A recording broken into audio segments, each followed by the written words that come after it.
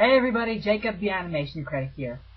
Well, so far in my show I've discussed movies, TV shows, and the occasional Christmas special.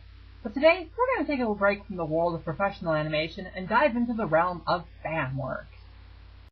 With the growing presence of the internet and social media, people have been finding ways to express their admiration for a given topic, mostly commonly a pop culture icon, and share them with people across the globe. Such expression can be found in the form of fan art, fan fiction, fan music, the list goes on. In a two-part series, I will be discussing a specific type of fan work, fan videos, or to be more specific, crossover fan works. So with that said, let us begin with the Villains Tournament. When it comes to specific character types, the villain is hands down my favorite.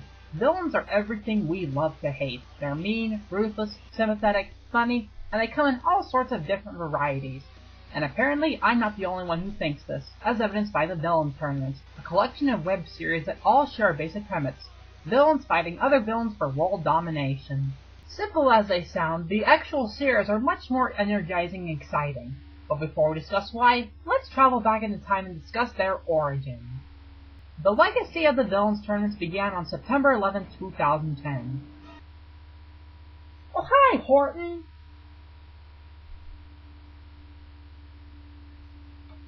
It was on this day that the first of the Villains Tournaments debuted, Disney vs. Non-Disney Villains, a co-production between YouTube users Man Wu and 73 Winman. The overall premise is simple: Disney villains team up to fight non-Disney villains.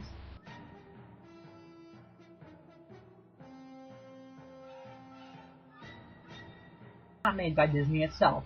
Examples that fit the specification include Rasputin, Texas, Rosebar, and so forth. So in other words, no anime villains, no comic book villains, and no villain whose movie does not meet the above requirements. Anyway, looking back, I've noticed just how much the series has evolved over the past few years. The first episode itself was nothing of individual fights that had no connection whatsoever, and while it does hold up still, there are some noticeable mistakes.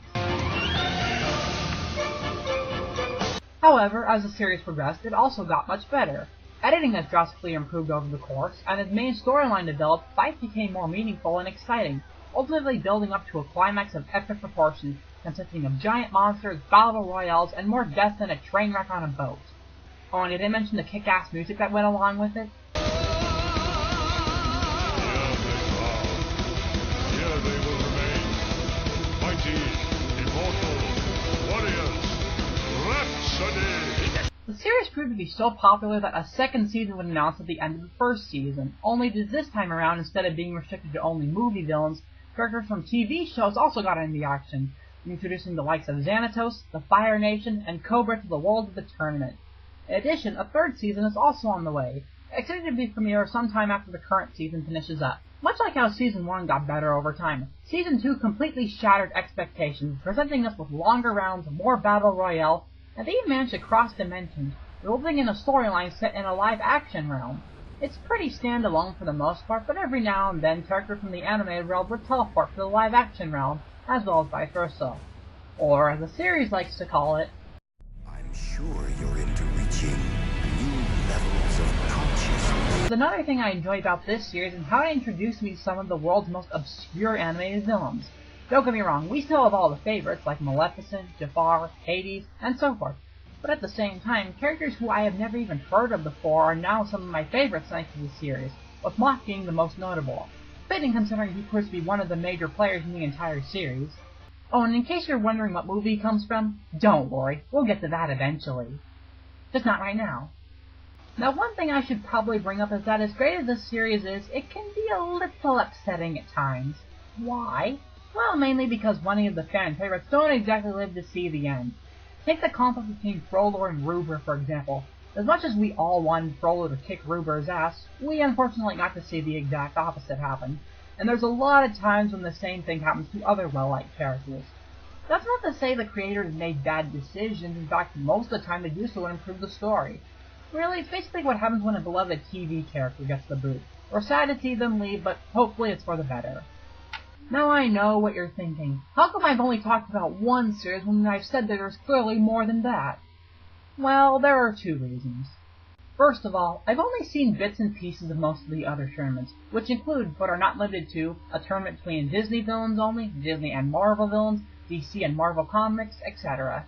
Mostly that's because, while I'm sure they're all really fun and creative, the characters they use don't really compel me enough to be fully interested. Take the Disney vs. Marvel tournament, for example. While I'm sure confident that it's a great series, the fact that it uses a character from Marvel Comics, of which I'm not that big of a fan of, with a few exceptions, this doesn't give me a whole lot to look forward to outside seeing the Disney villains win. Again, that's not to say it's bad, it's just not my cup of tea. Second, even though I've only seen bits and pieces of these tournaments, from what I have seen, everything I can say about them is basically a repeat of what I said about the first tournament. Being the one that started them all, it shouldn't be any surprise that it would inspire others to make similar creations. The result is a collection of spin-off series that follow a similar format to the original. That's not to say they're carbon copies. I mean, I know the people behind them won't go that far, and from what I've seen, they do have their own little quirks here and there, but there's nothing about them from what I've seen that makes them stand out in particular. I'm sorry if I sound a little too harsh. I mean, I don't want to offend anybody, it's just that I haven't seen very much of these tournaments, and therefore I really don't have that much to say about them. It's not that I hate them, it's just that I don't know them. There is one exception, however, one that I do think is unique enough to talk about instead of just stuffing it in with the other tournaments. That tournament is Disney Heroes vs. Villains. From that title alone, you should be able to deduce why this series is so different. Instead of just showcasing a war between villains only, Disney Heroes vs. Villains took something I'm sure everybody wanted to see, classic Disney characters teaming up to fight the forces of evil, and brought it to life through a series just as epic as any of the other tournaments. But why is this tournament especially engaging? Well, for one thing, it's made by somebody by the name of Ace McKelliaface. That alone should suck you right in. Second, even though it's usually obligatory for good to always win over evil in Disney, this series managed to find a good balance, giving both heroes and villains an almost equal number of victories and defeats, allowing the series to be much more interesting than if they just kept the heroes winning all the time. Another thing I adore is its intention to include just about every Disney character Disney created within the storyline. While other tournaments restricted themselves to just villains, the series goes out of its way to include not only the main heroes and villains, but just about every other side character that the series can remember. Most of them do only play minor roles, but nonetheless, their presences are enjoyable and add a lot of excitement to the tournament as a whole. But with that said, let's talk about the biggest strength of Disney Heroes vs. Villains, its emotion. The series handles its emotional tones perfectly. It knows when to be epic, funny, and most importantly, heart-wrenching. Unlike a lot of the other tournaments, even though we still admire the despicableness of the villains and do feel for them at times, the group we're supposed to root for here is the heroes, and because they don't win all the time due to the series' nature, when they lose, it's taken very seriously, leading to some of the best tearjerker moments in any of the villains tournaments. I guess I could go on, but to be honest, as I'm speaking this, the first season yet to reach its finish, so I can't say whether or not it builds up to a satisfactory payoff.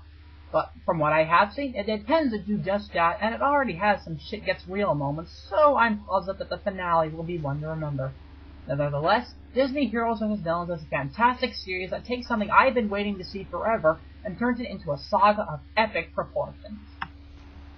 And that's pretty much all I need to say about the Villains tournaments. Why? Because, well, I want you to go see them for yourself. Even if you're not fully invested in one series, there's sure to be one that hooks you in and takes you on a long and wild ride of excitement and wonder. And if you want, come and join the tournament forum, where you can meet other fans of the series and discuss, well, really anything you want with them, as long as you keep it clean. There's a link in the description for those who are interested, but if you're not, well, go watch the series anyway. Even if I haven't seen all of them, I'm sure there's something for everyone to enjoy.